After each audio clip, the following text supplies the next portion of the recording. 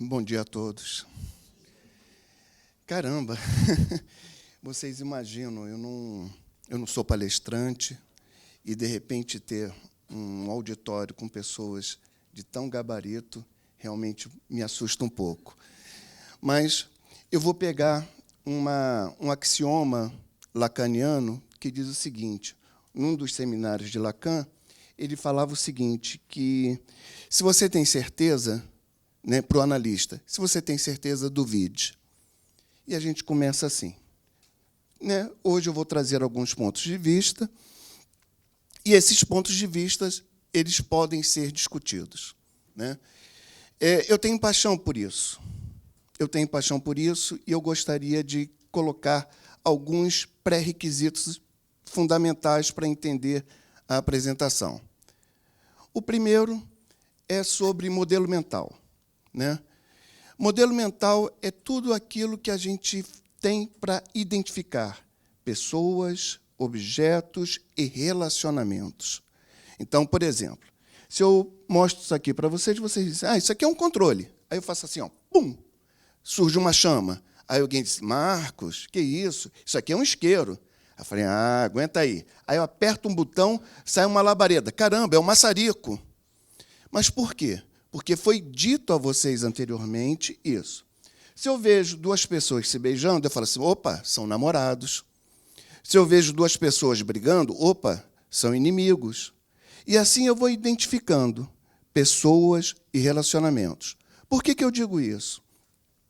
Porque quando a gente insere jovens vulneráveis, a gente insere jovens vulneráveis num mundo que ele não conhece, que ele não tem um modelo mental previamente estabelecido para entrar neste mundo.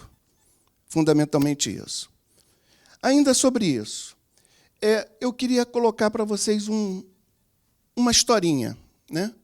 Qual é o maior medo que nós, seres humanos, temos no nosso dia a dia? Alguém poderia dizer assim, é a morte? Não, não é. Porque muitas pessoas caminham para a morte com a maior tranquilidade, com a maior calma. Né? O maior medo que nós temos é o olhar do outro. Também é lacaniano isso. Por isso, nós nos organizamos em tribos. Né? Então, eu diria para vocês o seguinte, as pessoas que fumam se organizam com pessoas que fumam, as pessoas que bebem normalmente se encontram, se relacionam com pessoas que bebem, e por aí vai. São as diversas tribos. Né? E você tem um jovem que vem de comunidade. É uma tribo.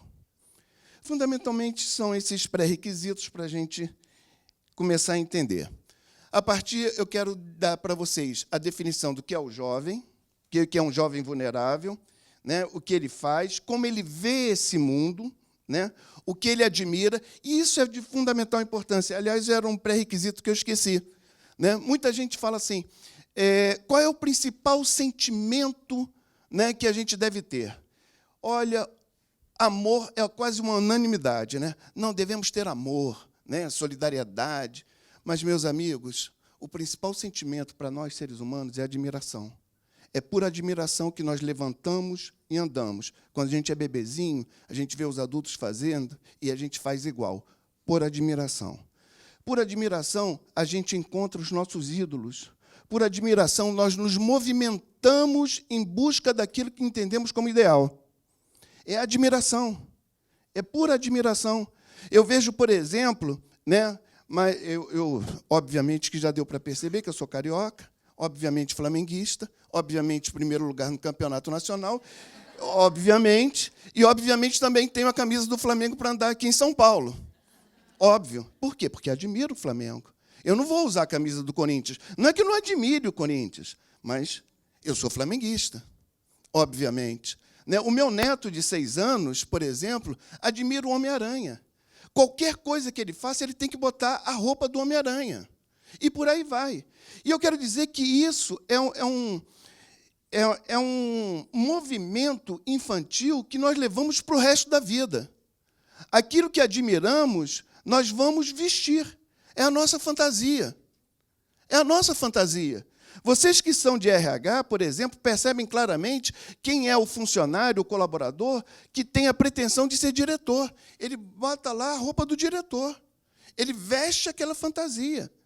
Ele vê o diretor falando, ele faz igual, por admiração, porque acha que aquilo é o sucesso. Isso é importante.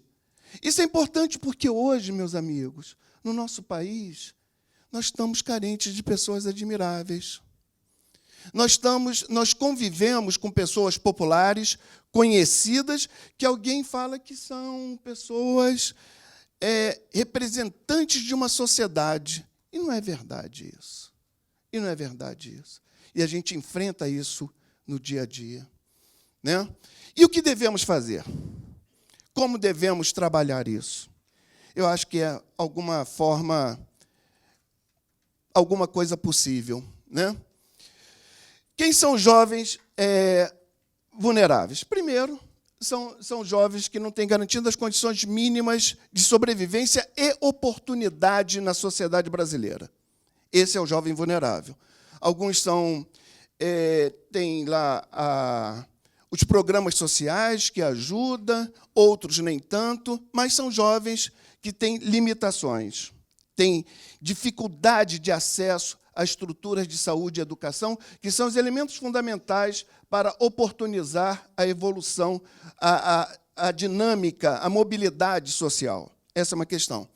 Esses jovens, eles começam tendo um grande problema. Eles se veem vítimas de uma sociedade. Meus amigos, isso é um problema sério. É seríssimo. Eu vou dizer por quê. Porque quando ele se vê vítima, como toda vítima, ela precisa ser acolhida, paparicada, acolhida. Né? E aí, o que acontece? Você tem jovens vulneráveis que são verdadeiras crianças mimadas, que não suportam ouvir não, que não suportam ter uma contrariedade, que não sabem viver, né, num momento de limitação. E isso é um paradoxo, isso é uma contradição, porque a vida deles o tempo todo é o não. E aí, quando ele chega no mundo do trabalho, ele só quer sim. Isso é um problema sério. É um problema sério. E tratar esse jovem vulnerável como vítima, desculpem, é um dos maiores erros que um departamento de recursos humanos pode cometer com esse jovem. Não façam isso. Tratem com respeito, tratem com educação, tratem com dignidade, mas não tratem como vítimas. Não façam isso. Não façam isso, porque ele vai se vitimar cada vez mais. E isso vai ser um problema no futuro para vocês. Admiram quem consegue sair dessa condição, e alguns admiram mesmo que saem por vias ilegais. Isso é outro problema. Isso é um outro problema, porque, eu volto a dizer, a gente está carente de elementos, de pessoas a serem admiradas, de serem apontadas. E aí, o que acontece? Ele está na comunidade dele, e se entra a polícia, ele apanha, né? Ele é desrespeitado o tempo inteiro, mas o traficante não é. O traficante não é. Quando o traficante é pego, a primeira coisa que ele fala para o policial é o seguinte: não esculacha. E o policial sabe qual é a mensagem que ele está dando. Sabe qual é a mensagem. Ele esculacha quem não é o traficante. E aí, o que acontece? Ele olha o cara que tem vários cordões de ouro, que tem arma folheada a ouro, que passa pela rua e as mulheres caem de um lado e de outro de amor por ele. Né? Ele tem tudo, ele tem tênis de marca, camisa de marca, calça de marca, é respeitado e temido. Caramba, e ele não tem nada. Ele olha para aquele cara e fala assim: caramba, como é que eu posso ser esse cara amanhã? Isso é um problema para a gente. É um problema para toda a sociedade. A violência no Brasil, ela tem índices absurdos, dentre os diversos motivos, porque a gente não conseguiu oferecer para a comunidade carente elementos a ser admiráveis. A TV Globo, ou qualquer outra TV, não mostra, por exemplo, o cara que sai 5 horas da manhã, né, de uma periferia, que pega 3 ônibus para estar às 9 horas no trabalho, não mostra esse cara como herói. Desculpem, mostra esse cara como um cara ferrado. Esse é um cara ferrado. Não mostra como herói. E aí é um problema. Você não quer ser ferrado. Você quer se espelhar no herói. São jovens submetidos à violência urbana em índices absurdos. Meu Deus do céu, eu lembro, eu fui diretor de desenvolvimento da Universidade de Estácio de Sá por 10 anos. Eu entrei em 96 e saí em 2006. Eu entrei na Universidade de Estácio de Sá, ela tinha 14 mil alunos. Eu saí da Universidade de Estácio de Sá, ela tinha 200 mil alunos, só na cidade do Rio de Janeiro. Só na cidade do Rio de Janeiro. E uma das nossas unidades era numa cidade, a última cidade da Dutra, né, no Rio de Janeiro, chamada São João de Meriti. E todo mundo falava o seguinte, que São João de Meriti era a primeira produtora mundial de presunto. Todo dia de manhã você encontrava um corpo estendido ali. E as pessoas passavam por aquele corpo sem dar a menor bola. Você tinha os parentes chorando, os amigos chorando, e falava assim, menos um. E você continuava com a vida. Em São João de Meriti, eu fui convidado para fazer uma palestra sobre a questão da mulher, porque as mulheres, principalmente evangélicas, naquela região, estavam sofrendo muito com os maridos, porque havia pastores que falavam que o homem tinha ascensão sobre a mulher, que podia, que acontecia, e batia nas mulheres. E a gente fez um trabalho com essas mulheres e tal, e a prefeitura liberou uns muros, né, e botou assim, quem ama não bate, né? Quem ama não mata. Né? E a gente fez isso. E no dia seguinte amanheceu assim, quem ama não mata, vírgula, mas bate, ponto. Mas bate, ponto. Eu lembro, né, a nossa unidade aqui perto, ali na Xavier de Toledo, no centro de São Paulo, e aí eu saí para pegar o metrô e tinha uma senhora, duas mulheres, né, com duas crianças, uma das crianças saiu correndo na frente. E a mulher gritava, Fabinho, Fabinho, volta aqui. E saiu correndo atrás do Fabinho e tal. Aí, quando encontrou o Fabinho, enfim, ela o acolheu dignamente com um puxão de orelha daquele assim, eu não falei para você não correr. E a criança berrava de dor porque torcia a orelha. E essa criança começou a entender a vida pela ótica da violência. E se ela fosse negra, e se ela é negra, mulher favelada, ou negro, mulher favelado, os índices de violência com essa comunidade é infinitamente maior. Chega a ser 30 vezes maior uma criança, a diferença da violência de uma criança de classe média para uma criança dessa. Mas também tem o seguinte, a banalização da violência. Eles vivem disso. E matar e morrer não é mais nada. Quer dizer, antigamente, a gente acreditava que você, para matar uma pessoa e torturar, tinha que ser psicopata. Né? Por quê? Porque você estava fora do real, você não era neurótico. Né? O neurótico fica preso no real. O psicopata está no imaginário. Então, vai lá matar, cortar, torturar. Era coisa de psicopata. Meus amigos, não é mais. Lá no Rio, inventaram, inclusive, uma coisa chamada micro-ondas. Bota as pessoas dentro de pneus, joga gasolina e taca fogo. A violência que nós somos vítimas, parte dali, da banalização.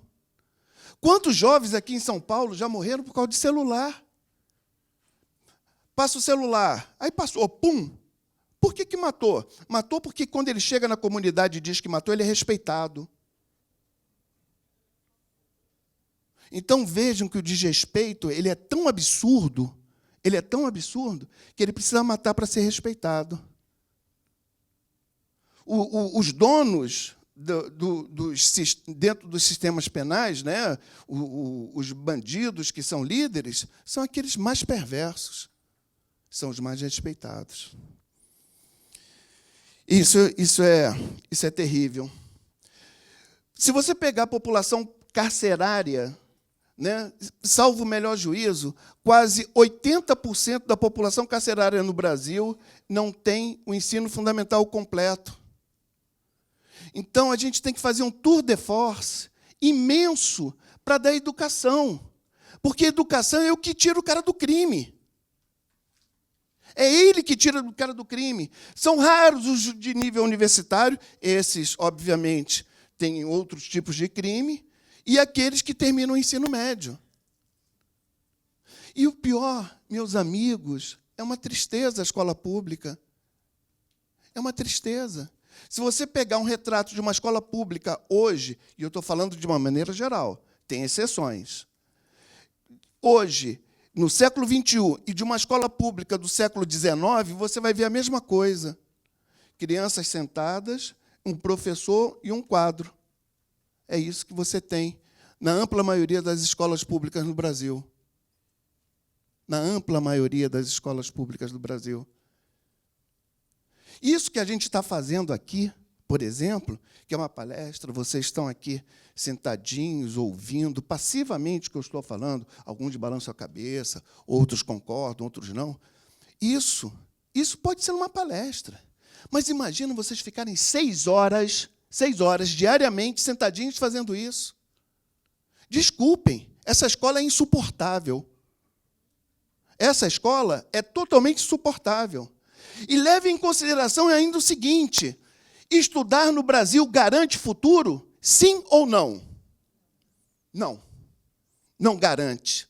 Aí eu pergunto, estudar para quê? Estudar para quê? Então, o esforço que alguém desta comunidade tem que fazer, né, para estudar, para sair dessa comunidade, meus amigos, é infinitamente maior do que qualquer esforço que um garoto de classe média no Brasil tenha que fazer. É infinitamente maior. São jovens excluídos de oportunidade do avanço da tecnologia. Recentemente, eu vi assim, pessoas, né, um deputado que foi no sul do Brasil, no sul da América do Sul, né, fotografou uma geleira e disse assim: onde está o aquecimento global? Olha aqui, olha a geleira aqui. Falando sobre isso. Eu falei, caramba, coitado, né? Que visão míope. É a mesma visão míope quando alguém diz assim para mim, como que não tem acesso à tecnologia? Todos eles têm smartphone.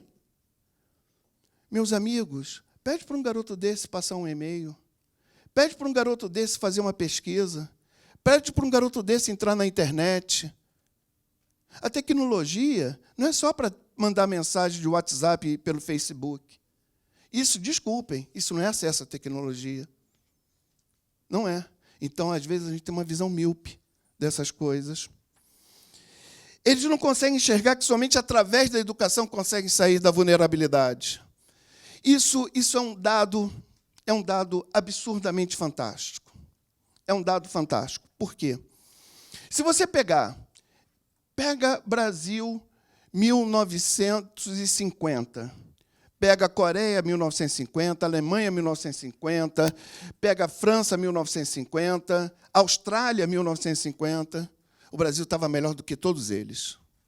Todos eles, sem exceção. Mas a gente pegou o caminho errado. A gente pegou o caminho errado. E, meus amigos, não é à toa que hoje boa parte da inteligência brasileira parte daqui.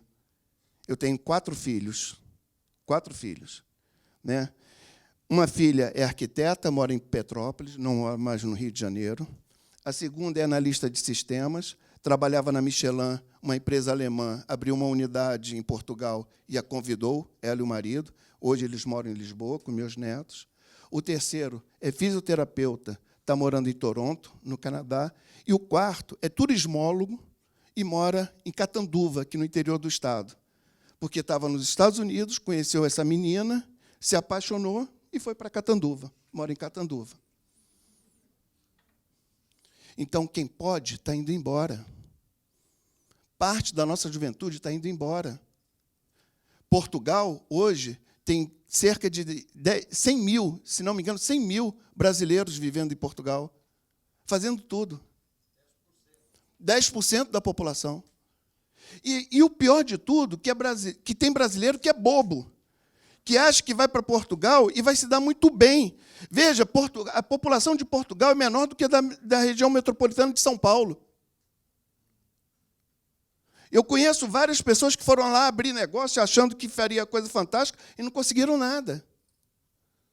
Então, nós temos ainda algumas ferramentas para fugir dessa situação social que vivemos.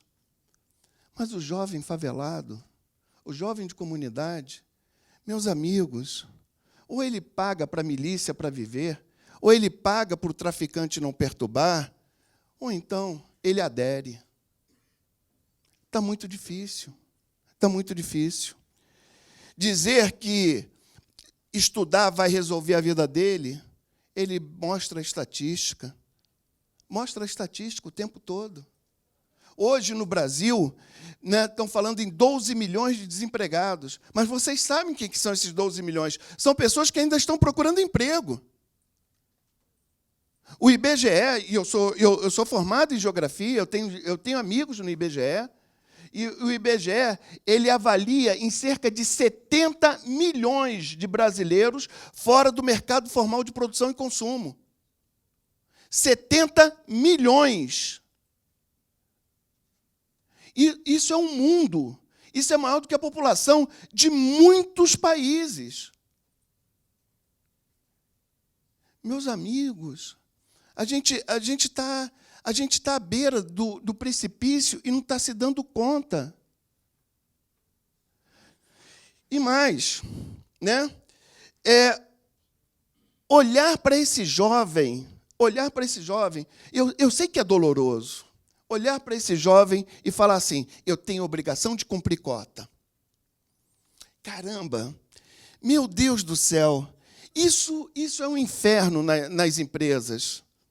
Não, a obrigação de cumprir cota é falar para o empresário, imagina, falar para o empresário que é todo poderoso, que faz o que quer na sua empresa, que manda quem ele quer embora, que contrata quem ele quer, dizer para ele, olha, agora você vai ter que contratar 5%, 3% do seu número de colaboradores terão que ser aprendizes. Cara, ele acha que vai atrapalhar, ele acha que é ruim, ele faz o diabo, ele faz qualquer coisa, ele paga multa para não contratar o aprendiz. Ele paga multa. Agora, se você não conseguir olhar esse jovem como investimento, meus amigos, vou usar um termo muito comum na minha cidade, perdeu o playboy. Muito comum. Sabe por quê? Porque quando esse jovem ele entra e consegue se adaptar, esse jovem é o mais fiel dos colaboradores que tem naquela organização. Quando esse jovem ele entra para o mundo formal de produção e consumo, ele tem uma alegria. Quando ele consegue a efetivação, ele tem gratidão. Ele tem gratidão por aquela oportunidade. E se você tem intenção, e eu vi aqui pessoas falando de várias coisas, de inovação, do tratamento, do não poder, e da relação interhumana, meus amigos, pegar esse jovem e dar uma oportunidade devia ser, no mínimo, uma obrigação cívica. Mas imagine que não é uma obrigação cívica. Meu amigo, é pelo menos para a nossa sobrevivência. Porque cada vez que você tira um jovem de uma comunidade e coloca no mercado formal de produção e consumo, é menos um bandidinho que você vai enfrentar na vida. E essa relação, eu quero dizer que ela é lógica, dialógica, o tempo todo. O tempo todo. Eu, na minha organização, eu vejo isso o tempo todo. Eu vejo, por exemplo, os meus psicólogos falando assim, caramba, tem que dar atenção para fulano. Se a gente vacilar, ele cai no crime. O tempo todo. O tempo todo. E é uma vida. Se você pegar a expectativa de vida desses jovens, é uma tristeza. Bom, o que devemos fazer? Bom, primeiro, investir pesadamente em educação. Não é possível você desenvolver nada nem ninguém sem educação. Educação é fundamental. Educação por si só não basta, mas ela é fundamental para todo o processo de desenvolvimento que você pensa ter. Deixar de ser visto como encargo, investimento, valorizar a entrada no mercado formal de produção e consumo, serem objeto de políticas públicas que promovam a oportunidade. democratizar oportunidades. Meu tempo já está acabado, e aí eu deixo... desculpem, eu deixo para vocês uma frase do Charles Chaplin, que, para mim, é absurdamente fantástica, principalmente para vocês de RH, que os vossos esforços desafiem as impossibilidades. Lembrai-vos de que as grandes coisas do homem foram conquistadas do que parecia ser impossível. Eu desejo a vocês muito sucesso e que vocês possam contribuir para um mundo melhor, produzindo pessoas melhores. Muito obrigado.